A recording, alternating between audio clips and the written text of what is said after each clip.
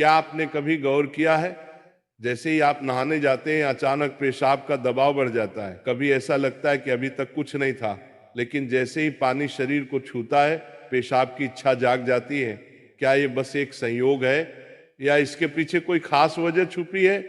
जिंदगी में कोई भी घटना बस यूं ही नहीं होती, हर छोटी छोटी चीज के पीछे कोई ना कोई वजह होती है। अब सवाल ये उठता है कि नहाते वक्त हमें पेशाब क्यों आती है? क्या ये हमारे शरीर की कोई कमजोरी है? क्या ये किसी बीमारी का संकेत है, या फिर ये दिमाग और शरीर के बीच गहरे रिश्ते की तरफ इशारा करता है? बस सोचो, अगर ये सिर्फ शरीर का एक सामान्य काम होता तो हर कोई इसे इतना गहराई से क्यों महसूस करता? नहाना सिर्फ साफ सफाई का मामला नहीं है। नहाना एक ऐसा प्रक्रिया है जिसमें शरीर, दिमाग और आपकी पूरी चेतना जुड़ी होती है। पानी, जिसे सबसे पवित्र तत्व माना जाता है, सिर्फ आपके शरीर को नहीं धोता बल्कि आपके अंदर जमा थकान, तनाव और दबाव को भी धो देता है। और जैसे जैसे शरीर हल्का हो जाता है उसका दबाव पेशाब के रूप में बाहर निकलता है। लेकिन ये तो बस सतह की बात है, असली कहानी इससे कहीं गहरी है। क्योंकि शरीर का हर अनुभव मन का भी अनुभव होता है और मन का हर अनुभव शरीर में उतरता है। तो जब आप नहाते हैं ये सिर्फ एक जैविक प्रक्रिया नहीं है, ये आपके मन और शरीर के बीच एक बातचीत है। अब सोचो, जब पानी तुम्हारे शरीर को छूता है तो क्या होता है? तुम्हारी त्वचा के हर रोम छिद्र में हलचल मच जाती है, तंत्र का तंत्र सक्रिय हो जाता है। ठंडक या गर्म पानी का एहसास दिमाग को ये बताता है कि शरीर को कुछ छोड़ने की जरूरत है, और उसका पहला तरीका पेशाब करना होता है। लेकिन ये पूरी सच्चाई नहीं है, क्योंकि अगर ये सिर्फ ठंडे पानी का असर होता तो फिर जब हम गर्म पानी से नहाते हैं तो ये क्यों होता? अगर ये सिर्फ मूत्राशय की वजह से होता तो नहाने से पहले ये क्यों नहीं होता, और पानी गिरते ही अचानक क्यों होता है? यही वो राज्य है जो लोगों को हैरान कर देता है। जैसे ही आप नहाना शुरू करते हैं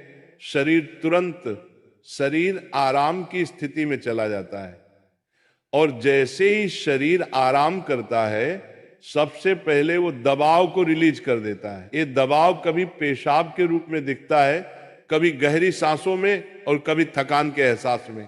इंसान तब तक दबाव में रहता है जब तक वो खुद को छोड़ना नहीं सीखता। नहाना, पानी में डूबना, ये सब काम इसलिए अच्छे लगते हैं क्योंकि ये आपके अंदर के बोझ को हटा देते हैं। बस याद करो कि कभी गर्मी में जब तुम ठंडे पानी से नहाने बैठते हो तो पहला छींटा ही पूरा शरीर एक झटका महसूस करता है। उस झटके में शरीर कुछ देर के लिए नियंत्रण खो बैठता है, और नियंत्रण खोने से इच्छा पैदा होती है। अब आप सोचेंगे कि क्या ये हर किसी के साथ होता है? हाँ, लगभग हर किसी ने कभी न कभी इसे महसूस किया होता है। लेकिन फर्क ये है कि कुछ लोग इसे सामान्य समझकर भूल जाते हैं और कुछ इसके पीछे छुपे राज की तलाश शुरू कर देते हैं। और जो तलाश शुरू करता है वो जिंदगी के असली ज्ञान के करीब पहुंच जाता है। क्योंकि यहाँ एक नाजुक बात छुपी है। पानी और पेशाब दोनों एक ही तत्व से बने होते हैं। जब पानी बाहर से शरीर को छूता है तो शरीर के अंदर पानी का तत्व भी प्रतिक्रिया करता है। यही प्रकृति का संतुलन है, ये एक अनुनाद है। शरीर और प्रकृति के बीच रिश्ता आईने जैसा होता है। जो कुछ बाहर होता है वो अंदर भी परिलक्षित होता है। तो जब बाहर का पानी तुम्हारे शरीर से मिलता है तो अंदर का पानी यानी पेशाब भी बाहर आने को बेचैन हो जाता है।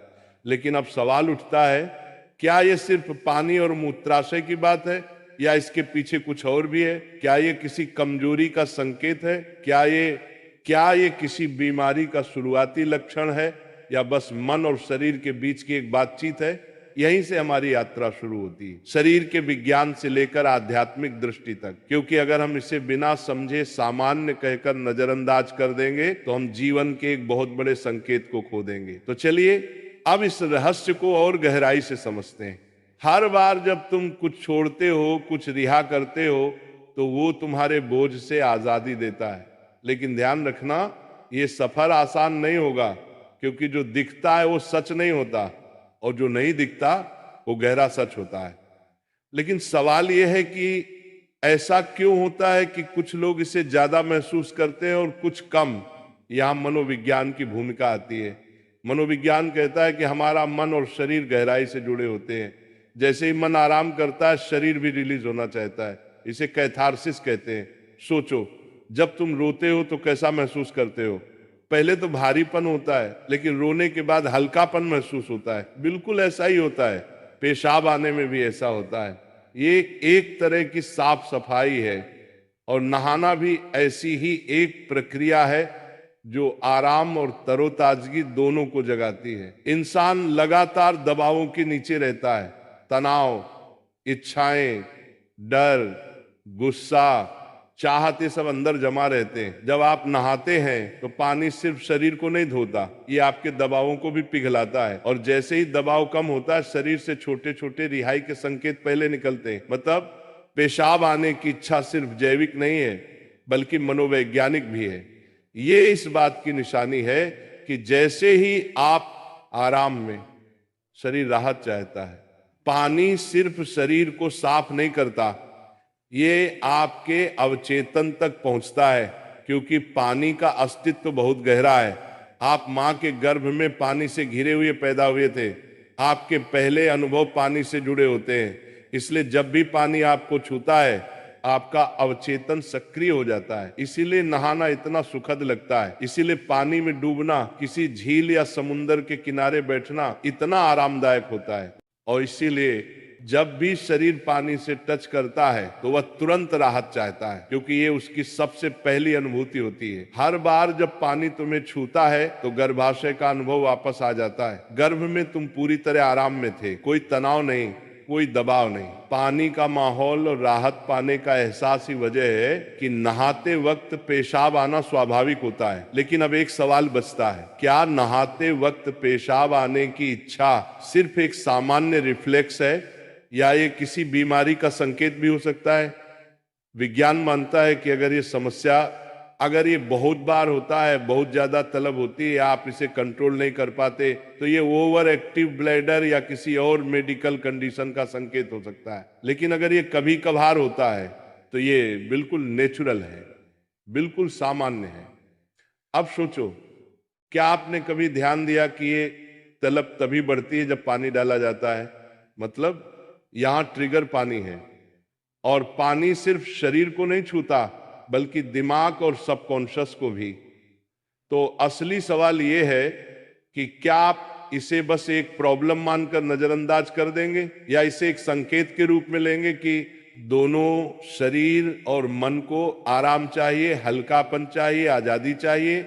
हर तरह की रिहाई सिर्फ जैविक नहीं होती, ये आध्यात्मिक भी होती है। आपको छोटे छोटे रिहाई के मौके दिए गए हैं ताकि आप एक बड़े रिहाई की तरफ बढ़ सकें। पेशाब, आंसू, हंसी, ये छोटे रिहाई के तरीके हैं, लेकिन ध्यान सबसे बड़ी रिहाई है। मतलब अगर आप समझ पाओ कि इच्छा क्यों आती है, तो ये सिर्फ एक शारीरिक अनुभव नहीं रहेगी, बल्कि ध्यान की तरफ एक कदम बनेगी।